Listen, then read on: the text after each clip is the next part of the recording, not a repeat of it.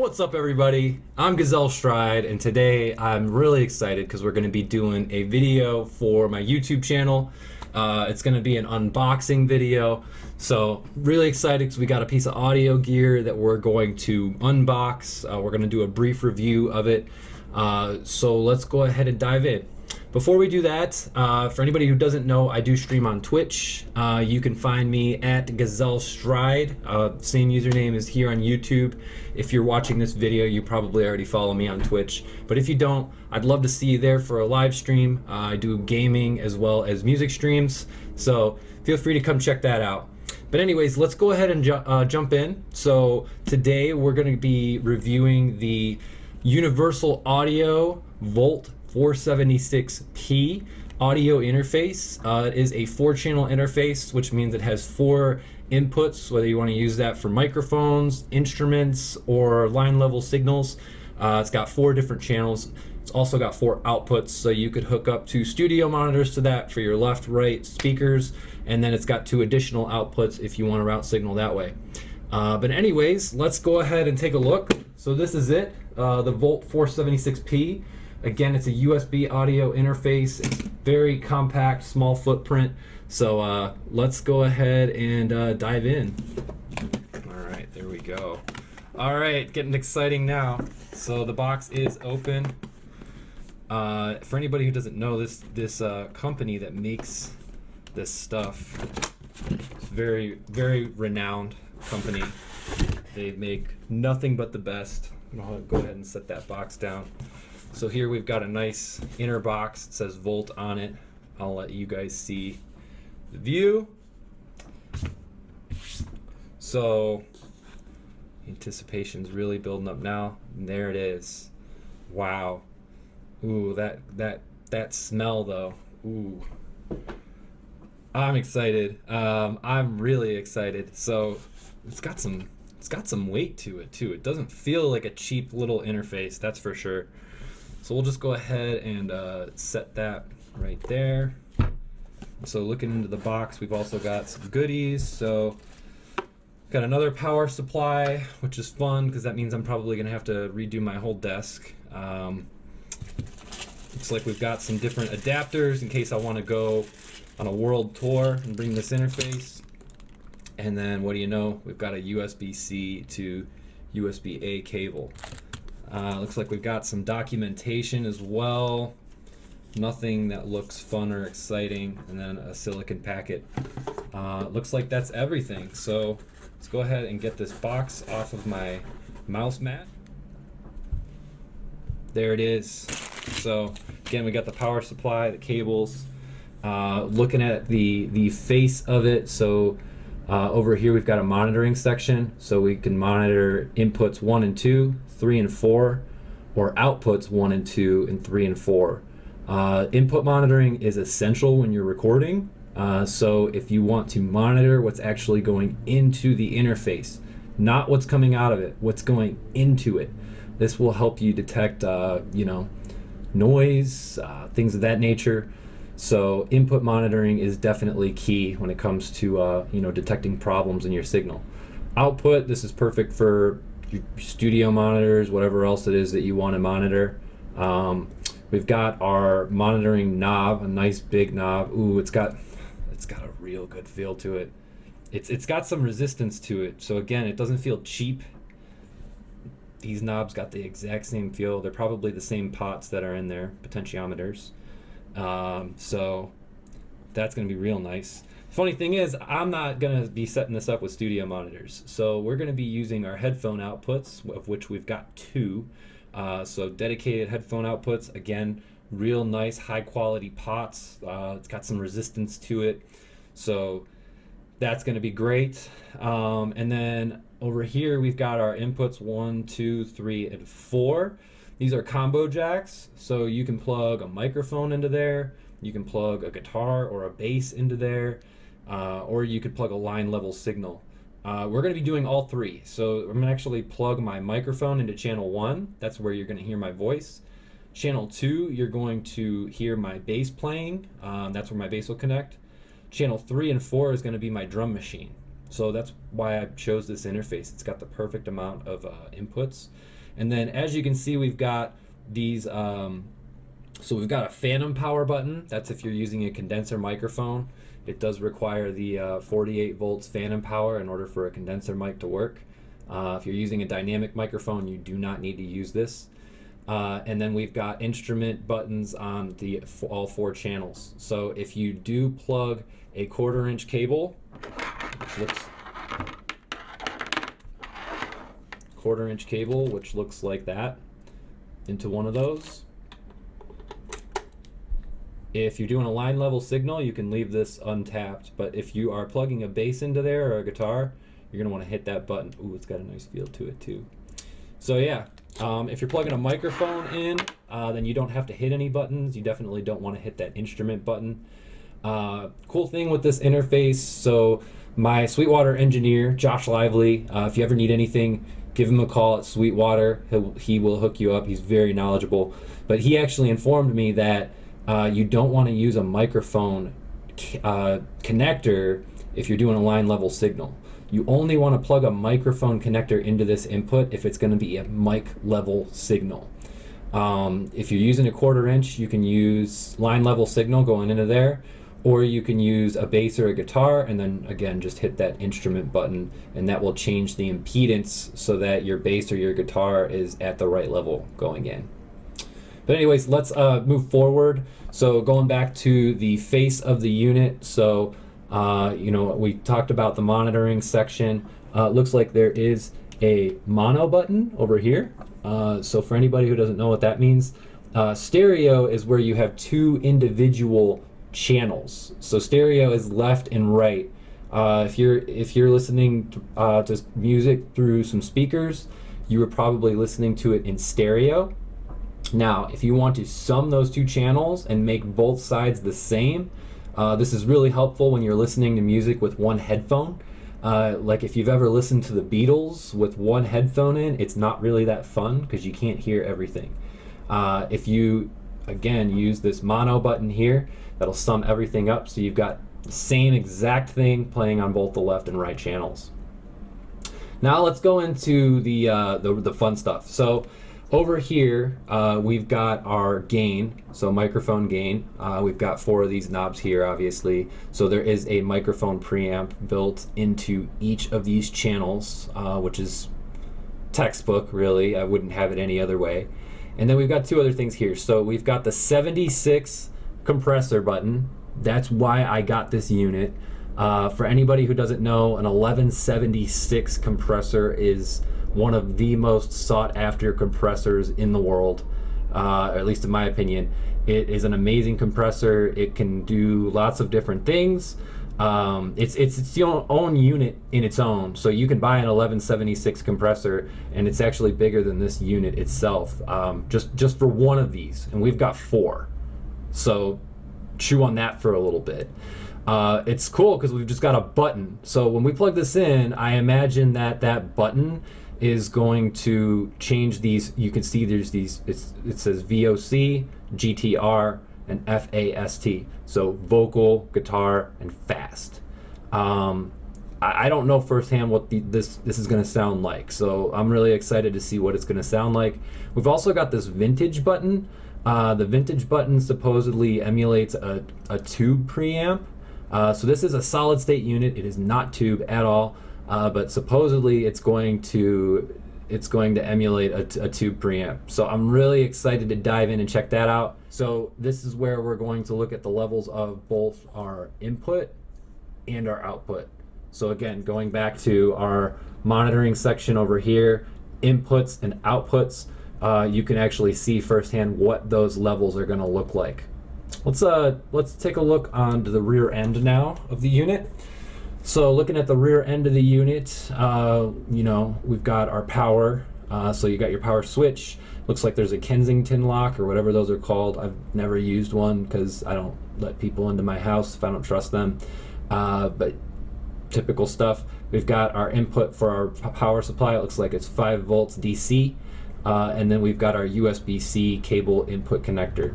Pretty straightforward stuff. As you can see, right there we've got a MIDI input and output. So for you, if you don't know what MIDI is, it's a musical instrument data interface. It's basically a way to input performance data. It is not, this cable does not carry sound. There's no sound. It's just input data. So it would be very similar to like your Guitar Hero. If you're playing Guitar Hero and you do click, click, hold first fret, click, hold second fret, click. That's performance data, and that's basically what MIDI logs. In fact, Guitar Hero is basically MIDI, at least as far as I'm concerned. Now, it looks like I actually misspoke. So this actually has 4 line outputs and a monitor output. So you can use these 2 outputs to hook up your studio monitors. And then we've also got 4 outputs, so we can route signal to rack gear, which we're not going to be doing. But if I really, really wanted to, I could. So that's pretty cool. Very small footprint. For comparison, here is my mouse. It's a very standard sized mouse. So it's, you know what, like about 3 mouses wide. It's very, very small. But I'm really looking forward to having the desk space back. For anybody who knows me, I tend to redo my desk pretty often, and so yeah. But so yeah, let's go ahead and plug this baby in. All right, well, now that we have pulled the Universal Audio 476p out of the box, looked at some of the features that it comes with, we're gonna go ahead and give it a little test drive. So I grabbed my bass, had to dust it off a little bit, but what we're gonna do is go ahead and plug everything in. So let's switch over to our 476 view. So here you can see I've plugged in my condenser microphone. We've got our phantom power turned on. I've got my bass plugged into channel 2, which you can't hear yet. And I've got the instrument button engaged to ensure that we're at the proper impedance. And then we've got our TR-8S drum machine plugged in stereo to the channels 3 and 4, left and right.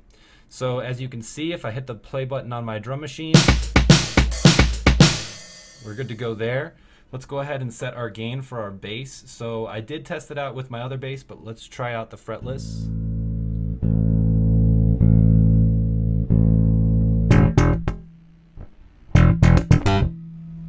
All right, so we're getting a little bit of clipping.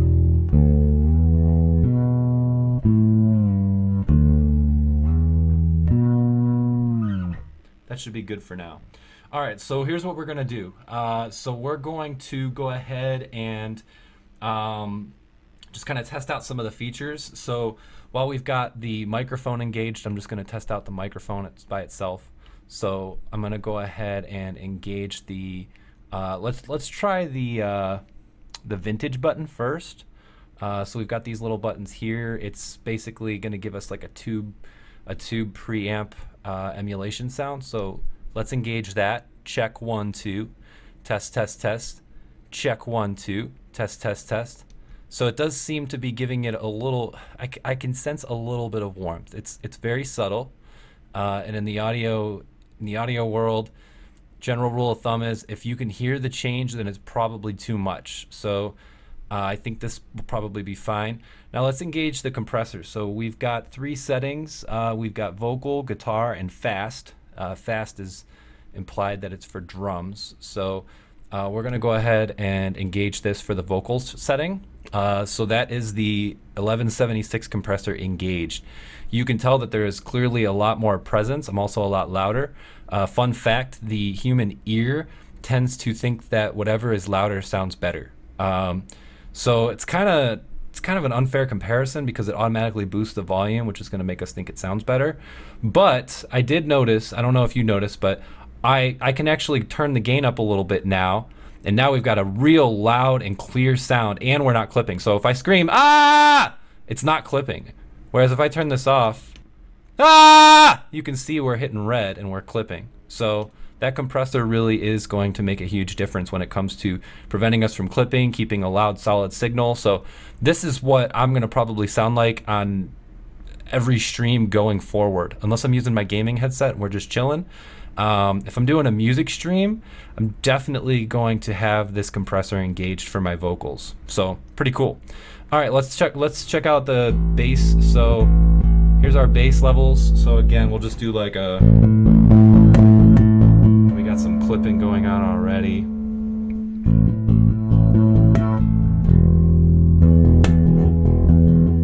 We still got some clipping going on.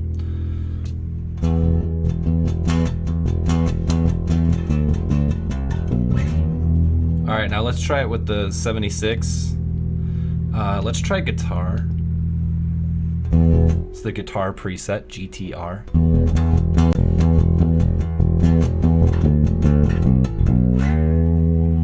So you can tell there's definitely a little bit more presence. I wonder how fast would sound.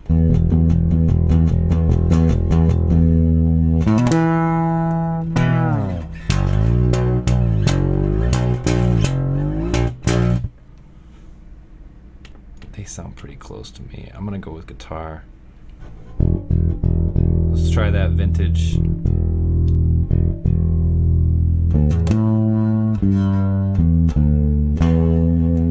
So I can hear a little bit of warmth to it. It's not crazy. Again, it's very subtle, but that's what you want when you're recording. So far, I think it's sounding good. Now let's check out this drum track. Headphone warning. We're gonna have some loud drums. So here we go. So you can see we've got some very good levels going here. We're in the yellow, it's awesome. But let's go ahead and engage these compressors. So we're putting it on the fast setting. Fast setting is going to be way better for drums. So again, we've got our compressors on the fast preset. Let's go ahead and add the tube saturation. We might as well, or tube emulation, I should say. But all right, so we've got tube emulation and compressors engaged on every track. So let's just go ahead and do a nice little run through. So anybody who's been to one of my streams, again, twitch.tv/GuzelStride, GuzelStride. You can catch my music streams there. You can hear this interface live going forward. This is the only interface I'm going to be using for music streams. But let's go ahead and start this drum track. I'm just going to start playing along with it, and we'll see how it sounds.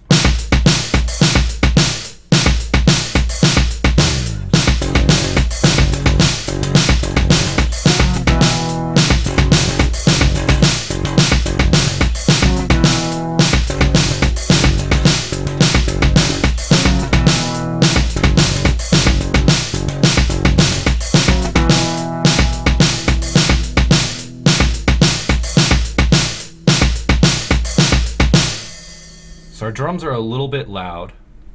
I'm gonna go ahead and bring the volume down on those a little bit. Give it another test run.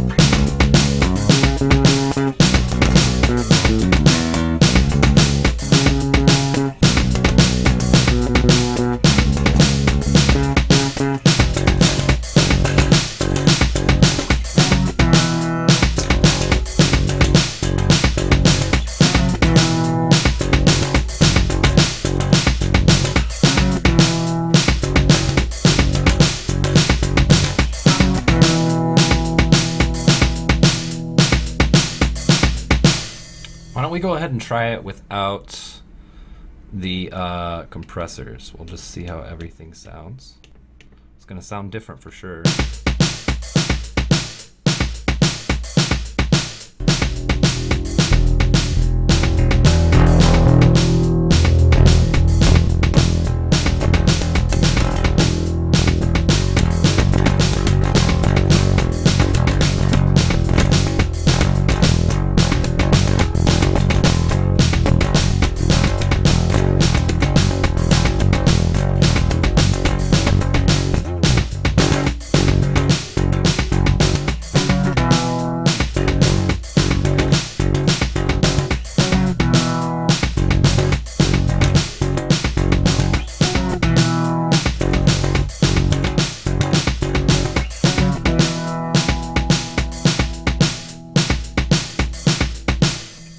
lot more clipping, that's for sure. The presence is definitely not there.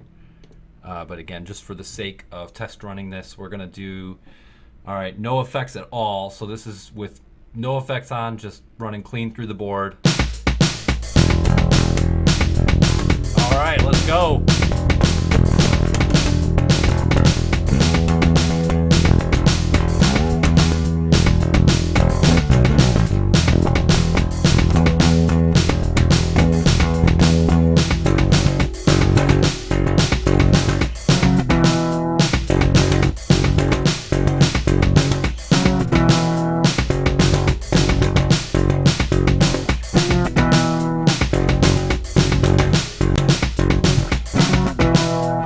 All back on. Give it one last go.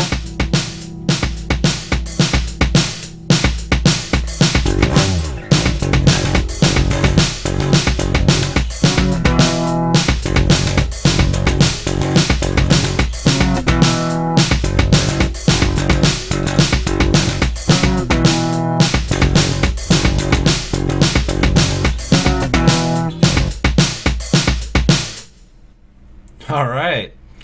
Well, there you have it. That is our unboxing and test run of the Universal Audio 476p audio interface. Again, that comes with 4 channels, so 4 in. You've also got 4 out, and then your dedicated studio monitor outputs, MIDI I/O, dedicated power supply, dual headphone amplifiers, so you got 2 individual headphone knobs, as well as your big fancy monitor knob with a monitoring section, as well as your level monitoring. So there you have it. I hope you enjoyed the video. If you did, please go give me a follow on Twitch. That's really where I'm a lot more active, but I do want to start doing YouTube videos. Not really sure what my target's gonna be, but I think unboxing audio gear is definitely something that I'll continue to do in the future as I buy more gear. Again, hope you enjoyed the video. Don't forget to like and subscribe, follow my channel, all that good stuff. Hopefully I'll see you around.